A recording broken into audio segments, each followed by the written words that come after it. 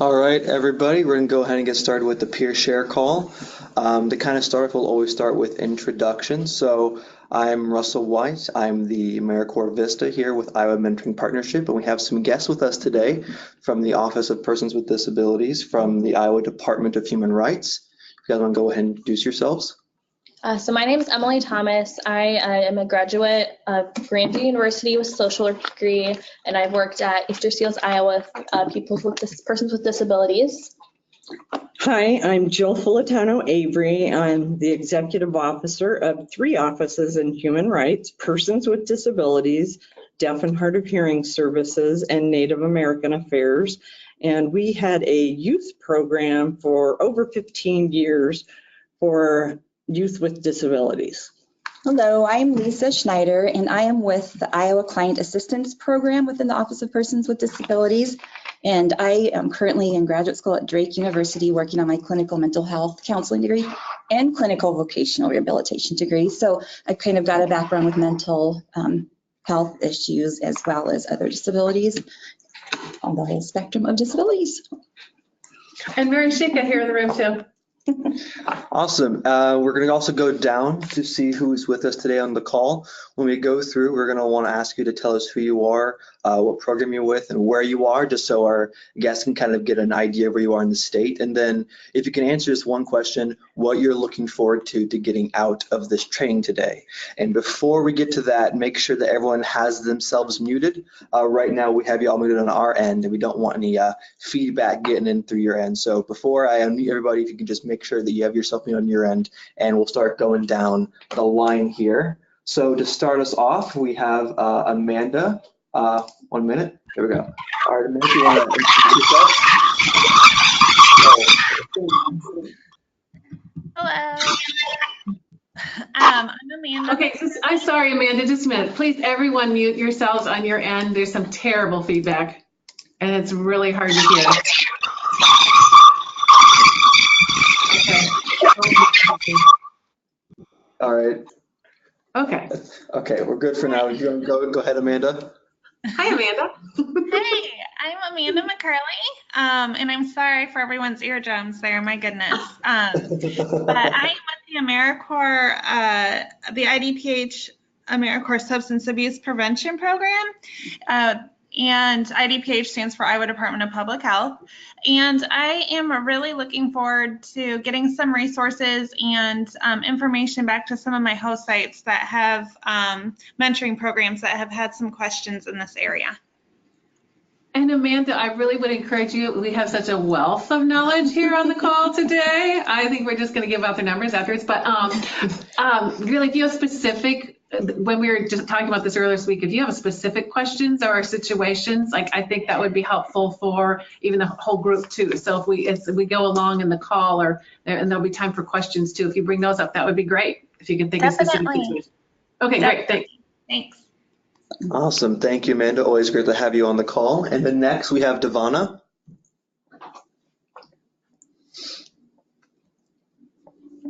Yeah, I'm Devona Case with Mentoring with Heart, and I'm in Glenwood, Iowa.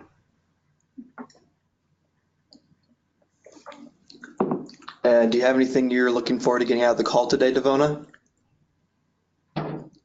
Nothing specific, just a better understanding of how we can include all students in our program. And you're staying high and dry there, Devona? Yay! Oh boy, that's positive. Good. Awesome. Always great to have you on the call. Next, we have Ellen Krugman. Hi, everyone. Ellen Krugman with Helping Services for Youth and Families. I do have a couple of mentors with some disabilities that slow them down slightly. However, they are very eager to give and be involved in the program. And so just want to learn a little bit more possibly about resources or just to create that awareness, I guess, for me. As well, I do have a couple of kids with some disabilities. So again, just anything I can take away from my resource box. Perfect. Thank you, Ellen. Thank you. All right. And then next we have Jamie. Hi, this is Jamie Miller-West. I'm with Fun Friends Mentoring with New Opportunities. I cover Sac, Greene, Guthrie, Audubon, and Carroll counties.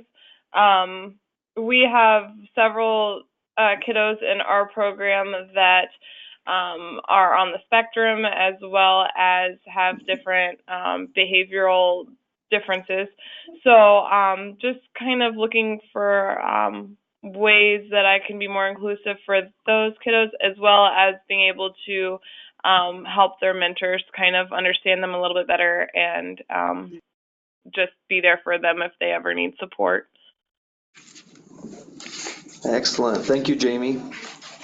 And then next we have Jessica.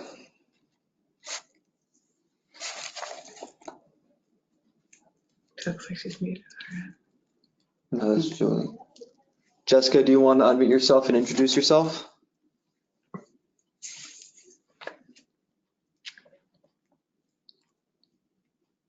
All right, we'll come back around to Jessica maybe. Next we have Julie. I know that's where the source of the feedback was coming from, so I'm going to unmute you. All right, go ahead. Can you hear me? Hi, can you hear me? Yes. Okay, I'm Julie with Health, and we have our non-alone program. I am excited to be a part of this training today. We're having a hard time hearing you.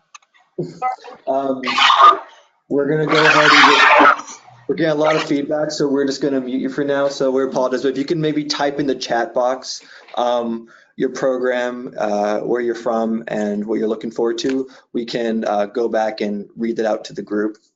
Sorry about that, Julie. Next, we have Peggy. Hi, I'm Peggy Selnow from Mentor Clinton County, and I'm just here to get more information today. Awesome. Thank you, Peggy. And then next, I believe it's Cheyenne. Cheyenne, yes. Hi, everyone. Can you hear me? Yes. Perfect. This is Cheyenne Phillips with Burlington Community School District and Club M Youth Mentoring. And I'm here just to kind of get an idea on how we can include this kind of special population in our next year's recruiting. And welcome back, Cheyenne. We're glad you're back in the mentoring world. I'm so happy to be back. All right, and we'll try this one more time. Jessica, do you want to introduce yourself out to the group?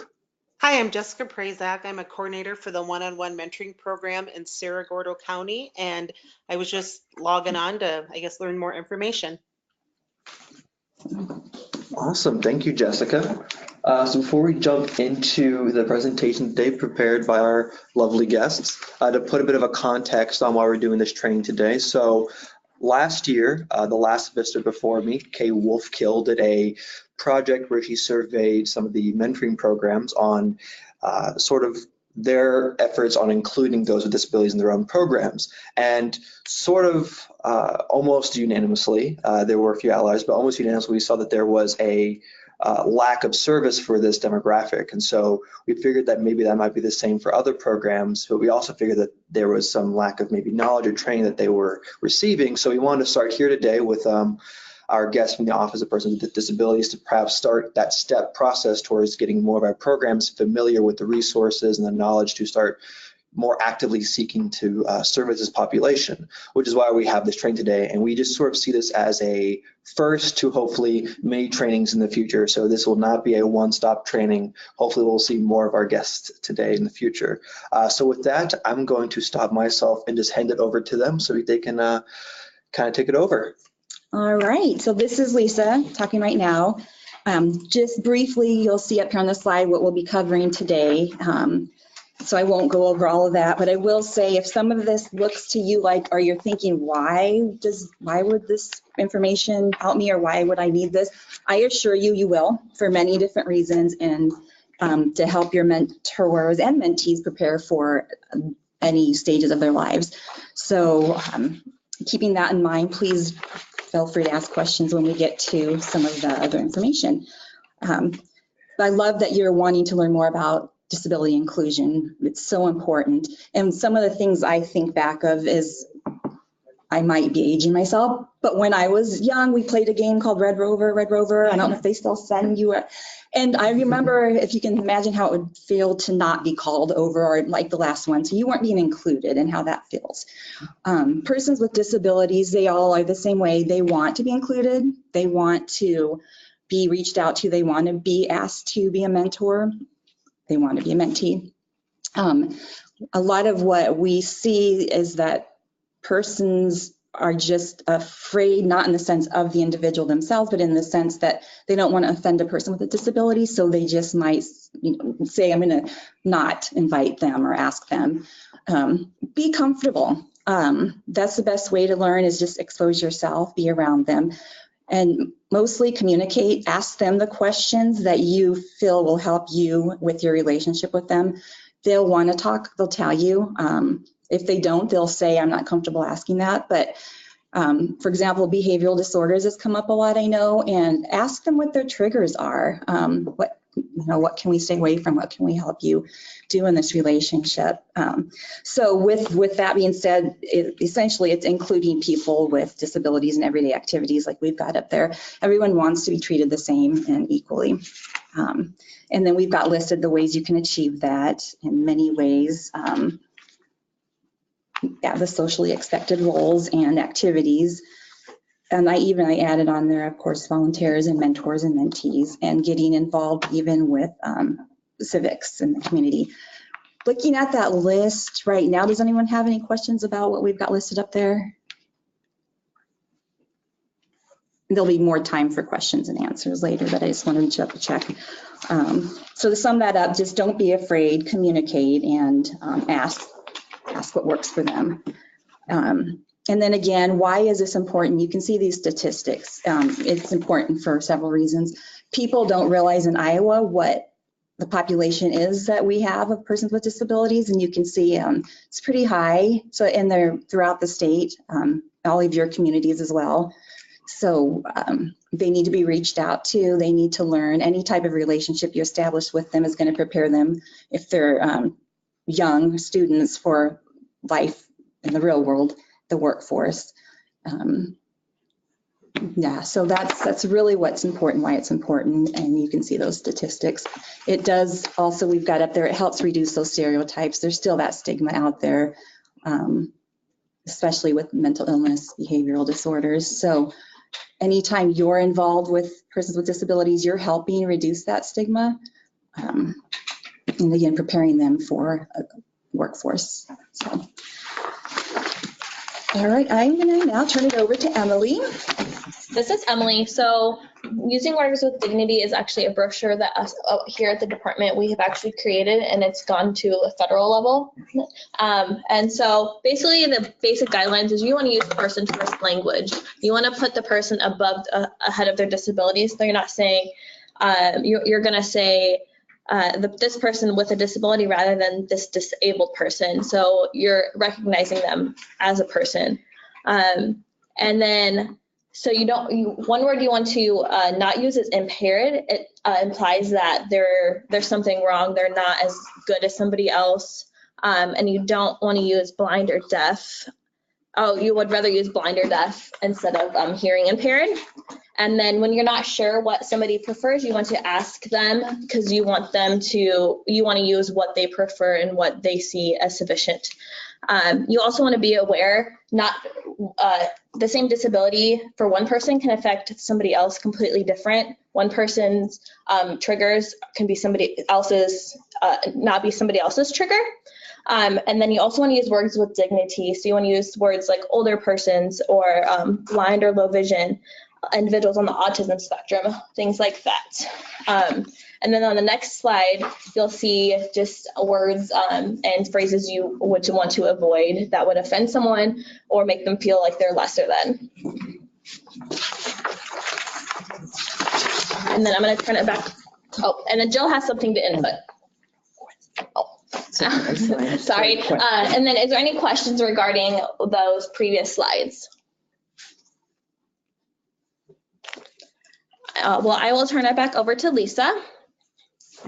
Okay, so when you're looking for your mentors or mentees, there are several places you can go and contact. We've got a great list started up there for you.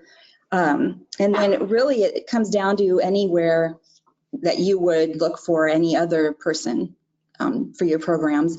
I do want to point out one of them we have up there, second to the last, is Job Accommodation Network. You can use that. It doesn't have to be specific to jobs or the workforce. If you go to their website, it is incredible, and it has drop-down menus with even obscure types of disabilities that you wouldn't think of. And it will give you examples of how you can accommodate persons in all different ways. So I encourage you to explore that one. All of them, but that one really, and I think people think, well, I don't want this for the workforce right now, but it will help you with that. And then also you can look, it's not up there, but you can call certain commissions and boards, like the 3 Jill runs. We're just going to call the Department of Human Rights and ask for these folks, and they will speak from their best experience. And some of them on the board may be looking for an opportunity to mentor. So, okay. Back to Emily. Accommodations and accessibility. Accommodations and accessibility are critical to recognize when working with people with disabilities.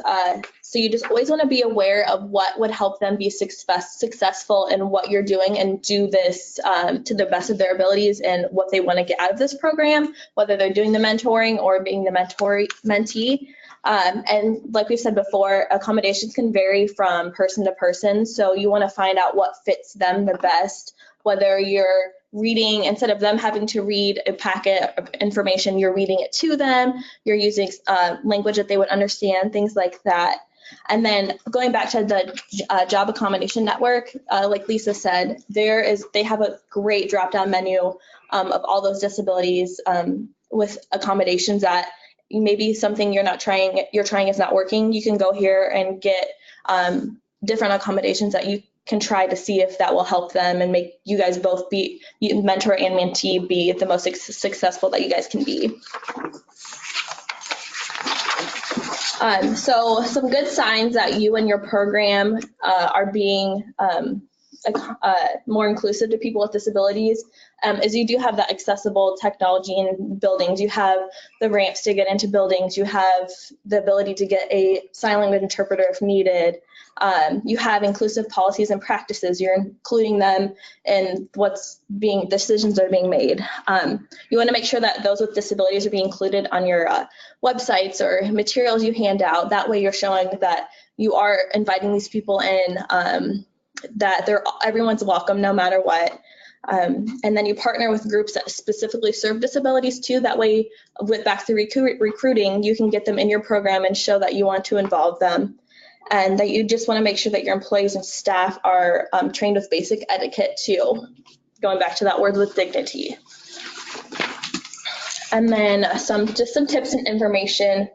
Working together to determine an effective accommodation, like going back to what I said before, just figuring out what works best and that everyone is being as successful as they can. Consider the individual's preference when it's possible, getting what works best for them. It might not always be possible, especially on short-term notice, but just try your best of what you can do. Make sure if you do have medical information for that client, you're keeping separate and it's confidential. And just making sure all steps are taken to make sure that they're welcome and being included and accommodated as needed. Is there any questions on that?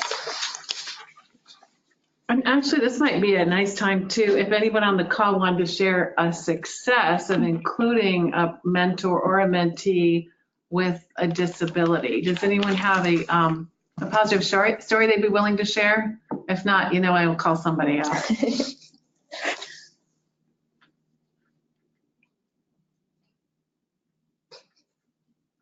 Ellen, you mentioned that you had a mentor with a disability that's currently serving, perhaps? Did you share that? In fact, just last week, I guess I always try to think ahead for her. She has had gangrene, so therefore lost one of her leg below the knee. And so she walks with a walker. So we had a meeting at the school last week, and so we met up, and I wanted to make sure I arrived soon enough so that I could be there when she got there.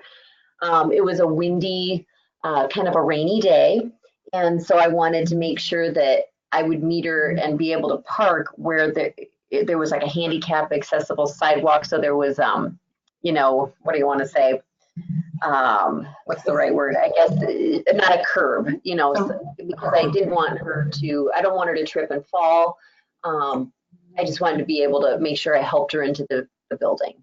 So just kind of being conscious of that stuff. And then also whenever I have mentoring events, I also try to be conscious of helping her. Like, for example, we recently had a potluck, you know, helping her bring her items because she's so excited and eager to come, and she wants to do her part to volunteer. But, you know, it's hard for her to carry her items because she has a walker. You know what I mean? So those types of things, I guess, as a coordinator, I know that she needs a little more help with. And so those are just ways that I try to help that particular disabled mentor. Great, Ellen. Did you have some feedback? Ellen, this is Jill. You're a rock star. That was a very, very good example. So you're being inclusive, not only in your mentoring, but well, it's included in your mentoring, but even in other areas, like you're going to the potluck, because sometimes people just focus on one area, and later I'll talk about that. And so you're looking out not just in one particular place, but in different places. So that's a really good thing. And I'm sure you've asked, like, how can I help you when you get back to when both Lisa and Emily were mentioning the accommodation process. Right. You know, what would work best? And can you talk a little bit about that and maybe share with others what you did to find out about that, what your accommodation process was like? Just could you share with others? I guess she's very good about communicating, this particular mentor, that she's planning to come to an event. She's very excited because she is retired. She has time to give back and wants to give back and loves children. And she's been in my program for 3.5 years. And so I just try to keep her in mind whenever I have an event and I know she's signed up to come, making sure that there's, you know, room for her to park up front, and kind of watch for her, and just to try to be accommodating. And she's always the one that gives feedback on her experience, whether it be we had a training and she completed the survey and all that she got out of the training, you know, so she thrives on the experience. So I guess I try to communicate with her. She's wonderful about emailing me, and I'm emailing her back, and I just try to kind of find out what she's going to participate in, so that in the back of my mind, I'm able to accommodate her, because her mentee really needs her in her life. And I want to accommodate so that they continue, because this child has definitely thrived off of the mentoring experience. To me, Ellen, what you're describing is you've been very intentional. So there's intentional and unintentional, and that's what this presentation's about being intentional about your efforts to work with people with disabilities. And so you're looking out for the parking, and you're looking out for ways to include people so they don't even have to think about it necessarily. Now, in some situations, yes, you are going to make the accommodations. But you're already doing that ahead of time, so everybody's included. So, like, it's my dream, and, you know, when my great grandchildren are here, we won't even have to be having conversations like that because the buildings will be accessible and we'll know how to do these things. We won't even have to go through a process. It'll be what we call universal design, and it will be inclusive. So these practices will be commonplace. And so that's something that you're already doing. And the other piece that you were doing well is you're communicating with her. And this was in my presentation, but I go off script all the time. So you were talking about her preferred communication style. And that's particularly important with people with disabilities because email, that is a good way to communicate with people with disabilities. Sometimes maybe they have a dexterity issue. So instead of having them write down all the information, you are putting that information in writing and sending it to them. Perhaps they have, an issue with comprehension. So they may have assistive technology which allows them to have voice recognition, which is software that reads the information aloud back to them. You may not even know that's going on. And so that person that you're mentoring may not even have to disclose these things. Hopefully you're building that relationship. They're going to be comfortable and trust you enough to do that. And I'm sure that's happening with all of you out there. So, and that's what's happening. But if not, that's something to be cognizant of. So thank you for your wonderful example. Sure.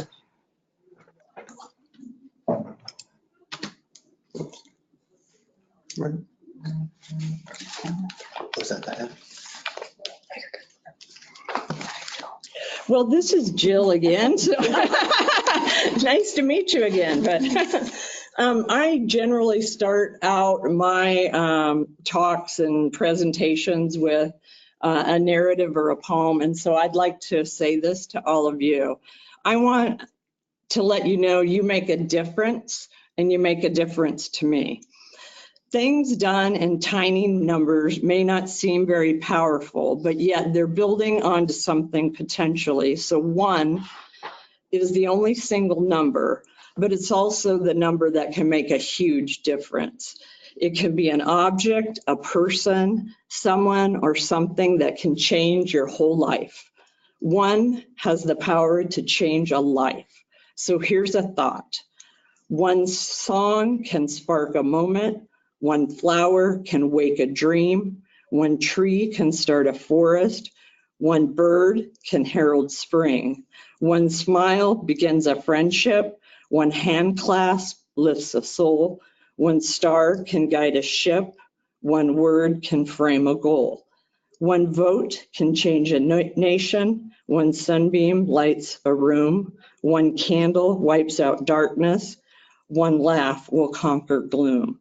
1 step must start each journey. 1 word must start each prayer. Our hope will raise our spirits. 1 touch can show you care. 1 voice can speak with wisdom. 1 heart can know what's true. 1 life can make a difference. And to me, this difference is you. And so I thank you for all the hard work that you're doing out there and the hard work that you're already doing, including people with disabilities.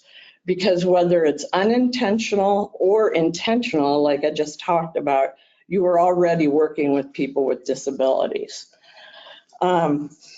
And so what's on the slide in front of you is behavioral and learning tips, because we want to talk a little bit more about that. And we just did, but I want to also, I'll be repeating a little bit about what my peers have said too, because I think it's good also to hear things more than once, or at least is for me anyway, and I think others feel that same way as well.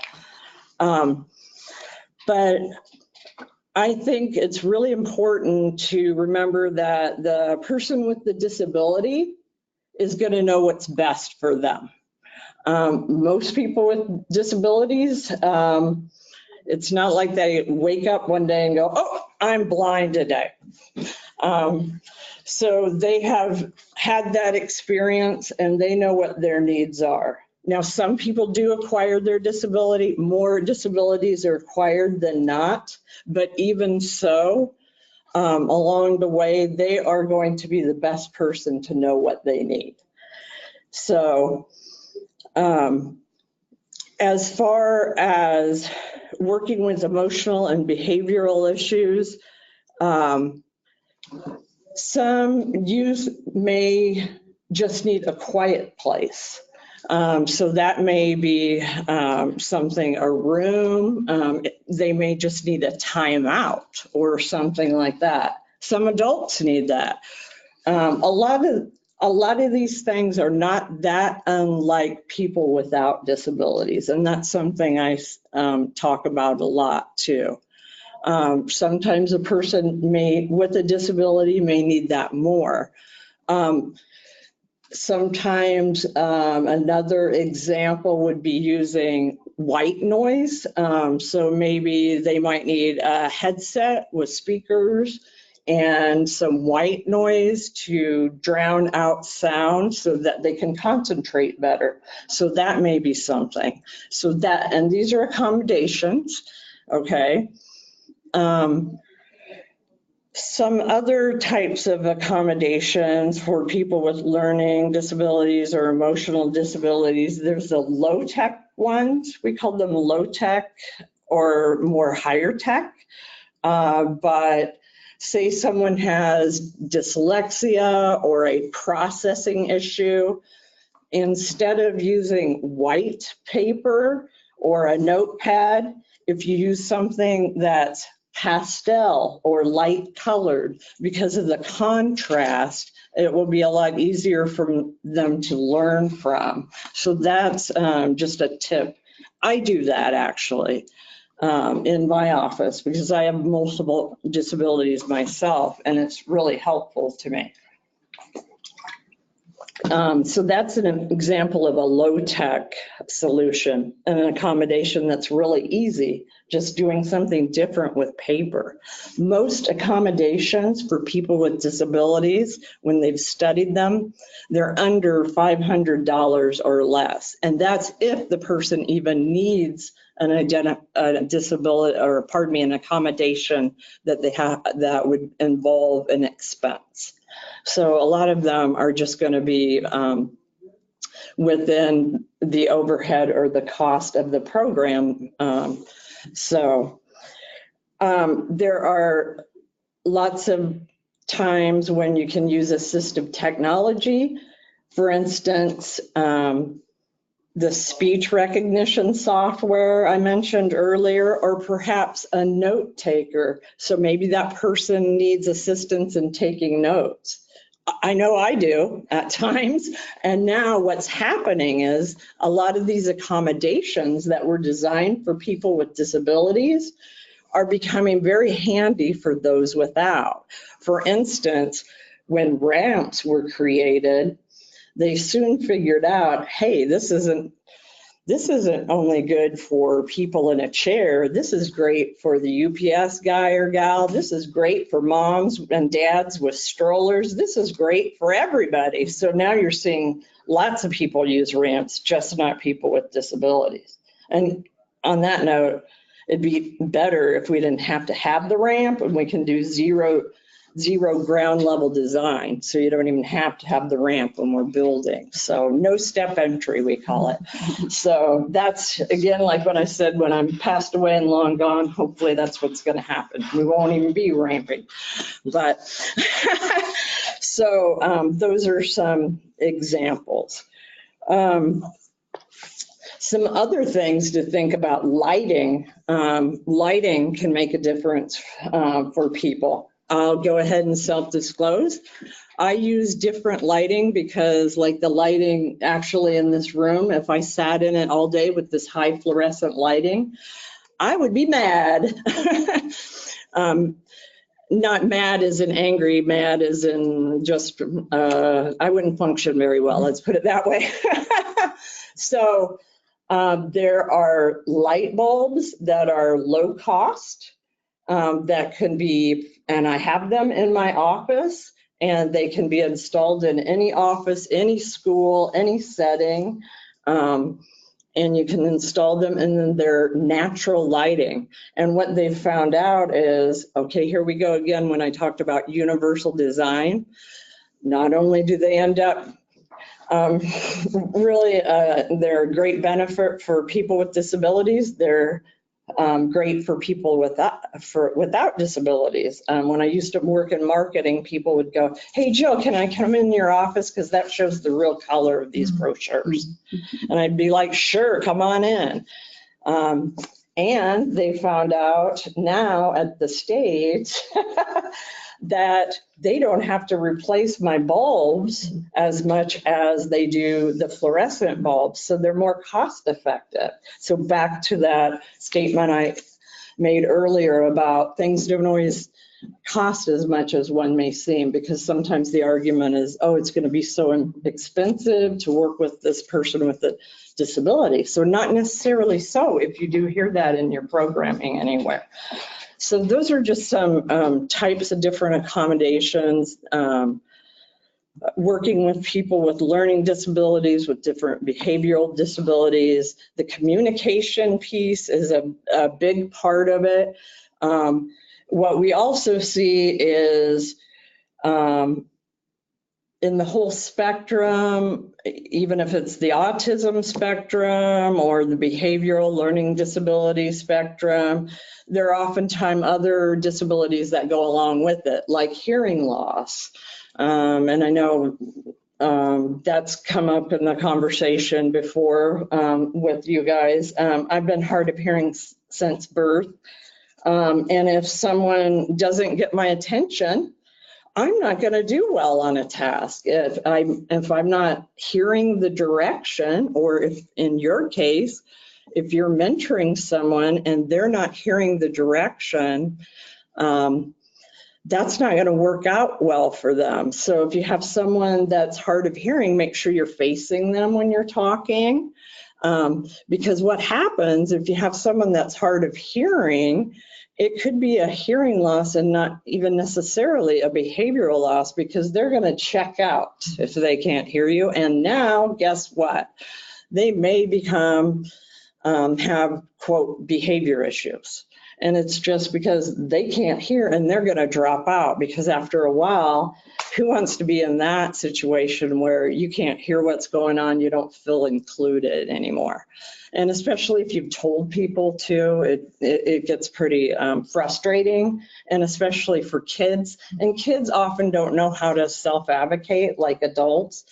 And so maybe they've told someone once and they think that's enough. And with a hearing loss, you have to tell people lots of times, usually. So keep that in mind. It could be a different situation that you may not even be aware of. And there's lots of adults with hearing loss that don't realize they're losing their hearing that I work with. And it's really empowering when they figure out, hey, yes, I am, and this is what it's about, and there's accommodations that can be made, and it's a good thing. So keep that in mind too.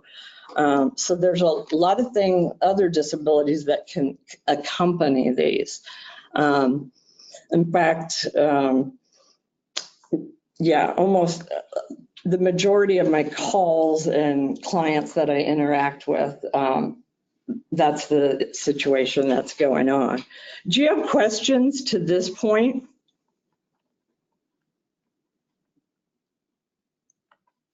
Or I wonder if this would be a good time, any of those specific challenges that you've seen come up, because I do think that a lot of the youth that we work with in the programs probably fall into this, like the behavioral and even to some of the mental health issues as well.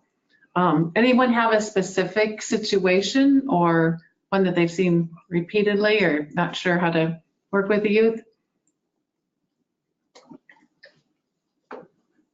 Amanda, did you have one or anything that you wanted to bring up in particular?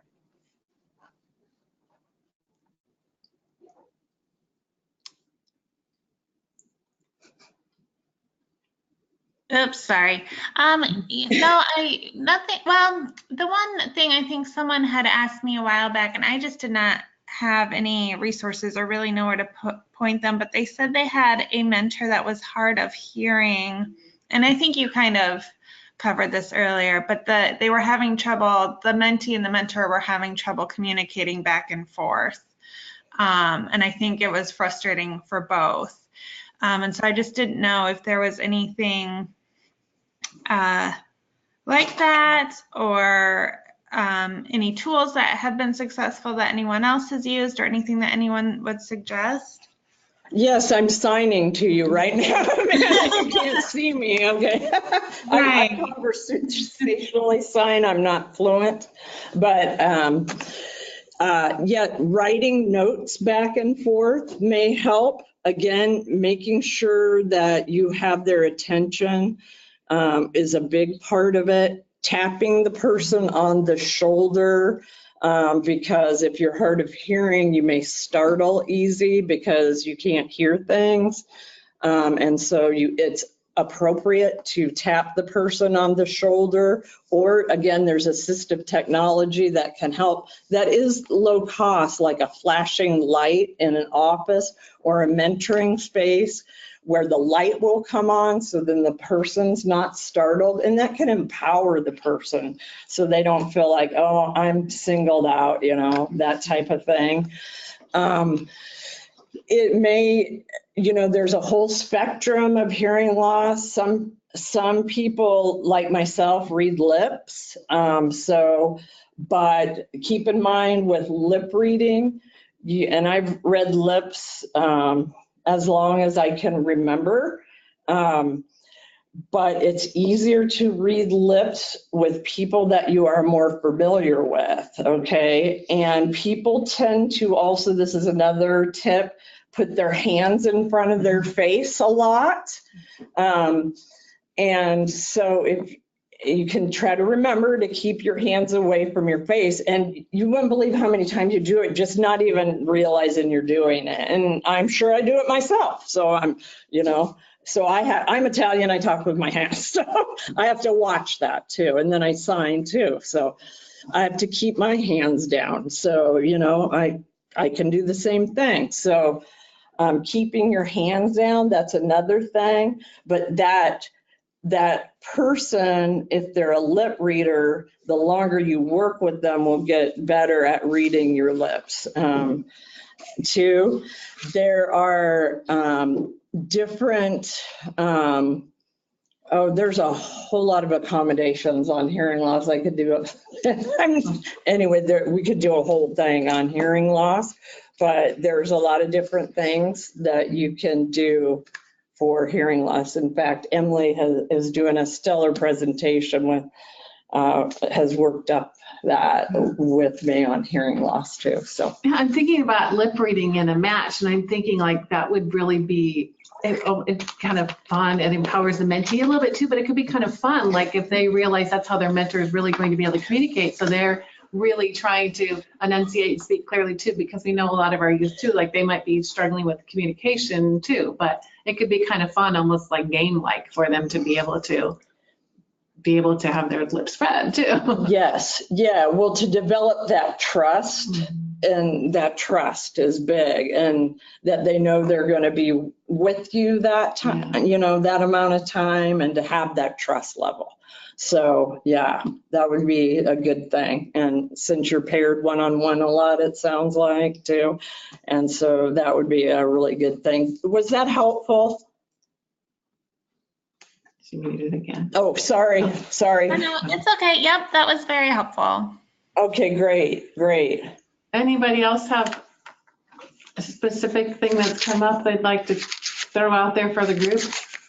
I know you all see a lot of the same situations. If not, maybe I'll move along. I know we have lots more to cover, but oh yeah, we're gonna run out of time, I'm afraid. But we will share the slides, and I think I also ask if you'll share that poem, and we'll send that out to folks. Oh, sure. It's like the definition of mentoring one. some specific accessibility thoughts. There's lots of information on these upcoming slides. Yeah, we've only got like 10 minutes left, and you have to memorize all this. No, I'm just kidding. I'm just kidding. What I want to say about this is there's a lot of details on the slide, and these slides, and the purpose is so you have this information. The purpose isn't so that I go through every single detail, but the greater purpose is that you understand the spirit of the information. And with accessibility, and when you're working, whether you're working one-on-one with your mentor or whether you're going to be planning an event with a group of youth, or going to a meeting or presentation that they would be listening to a speaker perhaps, what you want to remember is the spirit of it, and that someone has access, equal access. And so can a person navigate, say with a physical disability, can they get into the park like Ellen said earlier? Can we get into the parking lot? Can we get into the bathroom and use it? Can we get into the meeting area? Or a common area like she talked about? I'm assuming the potluck area might have been in a different location, which would be the common area. That's the important part, so a person feels included. If you can't access that, then it's going to be hard to include people with disabilities. That's as far as the physical access. Then there's, all kinds of access like hearing access. So with hearing access that are on the slides, I kind of go off script, I'm sorry, and you have the slides with you. Sorry about that. And again, you'll have these to look at. And for the sake of time,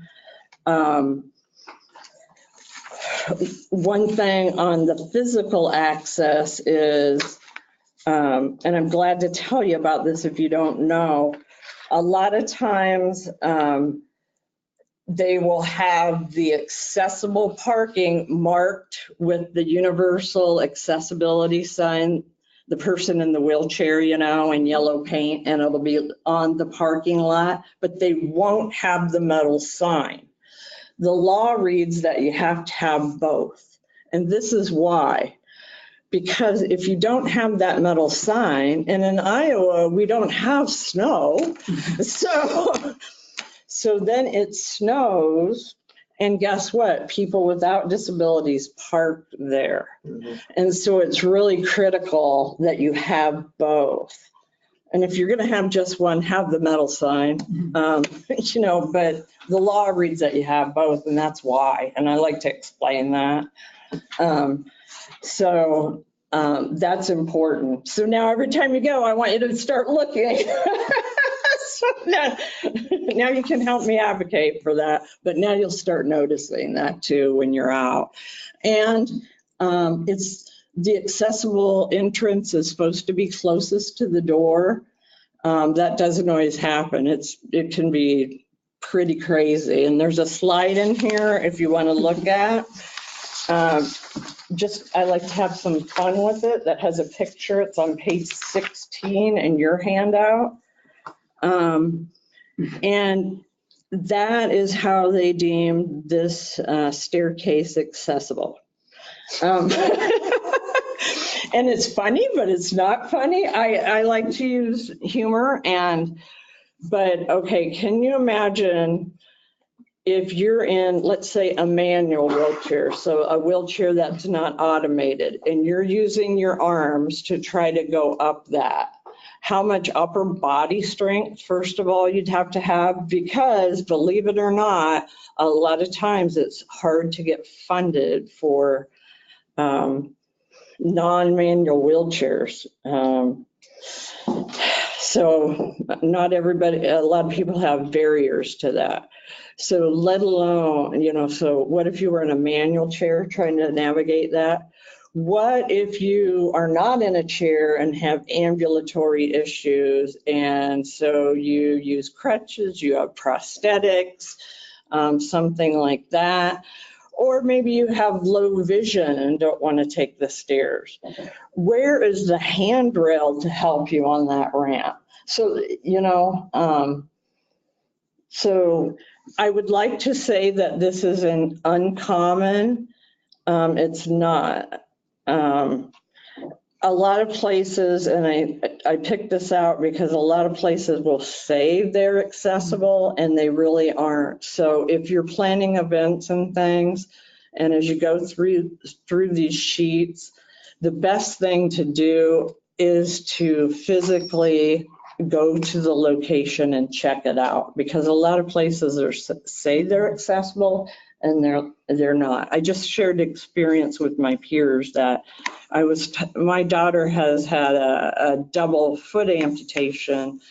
Her feet and ankles amputated when she was 8 years old, and we used to travel to Shriners Hospital in Minneapolis. And so when a child says, I need to use the restroom, it's yesterday for any of you that are parents out there. And so we were going, and so there was a fast food restaurant I won't name, and I try not to name them except to my friends here. But anyway, and it said it was accessible, and we literally got stuck in the bathroom, and it was marked accessible. So I share that experience to tell you, just because they say they're accessible doesn't mean they are. It happened to me this past week. So just keep that in mind. Accessibility goes on beyond just for people in wheelchairs and with ambulatory issues. It goes into hearing loss. It covers a lot of ground. We've got 5 minutes left. Accessible websites and things like that too. So for vision issues, even food. Sometimes you don't have a lot of options, but if you do have an option, just be careful, because some allergies do rise to the level of, can rise to the level of a disability. Some people with peanut allergies, it can be fatal, as you know, in the school. I've known people with shellfish allergies. So just keep that in mind too when you're serving things, if there's an option. So things like that. That is a very condensed version. There's 5 minutes left. And so what other questions do you have?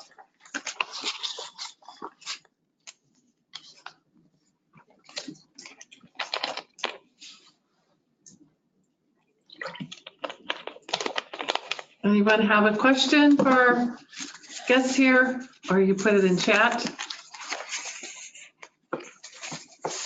I will say that I think that, everything we're talking about today, we're talking about specific issues that might arise with different mentors or mentees, but I don't think it's all that different than what you do with every match. Is you're trying to do whatever you can to make the match successful. So I think some of the strategies that we talked about today, it's not about the mentor or mentee with disabilities. It's just like what we do for all mentors and mentees. So keep that in mind. I think that sometimes we do unconsciously maybe think first of the disability. And so we're putting up barriers already, like, oh, this is going to be so hard, it's going to be so different. But I think if we could just really let ourselves off the hook and say, it's not really different than all of our matches, and trying to make them all successful. And I think you guys are all doing this.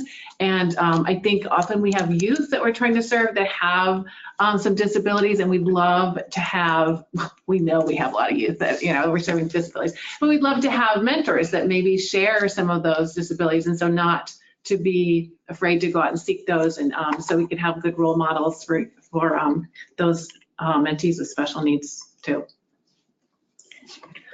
So if there are any other questions, we will share the slides, and their contact information is on there too. And I really would encourage you to use their office, and they could connect you perhaps with a local resource in your community, but also could answer questions. I think the last thing we have up there is for our next peer share call in June, as always, on this Thursday of the month.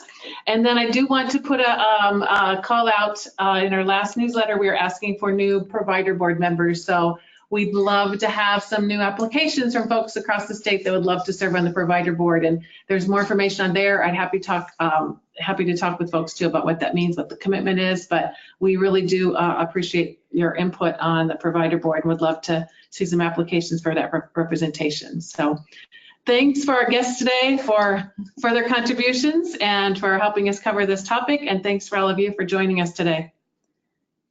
Thank you. Thanks. Thank you. Thank you.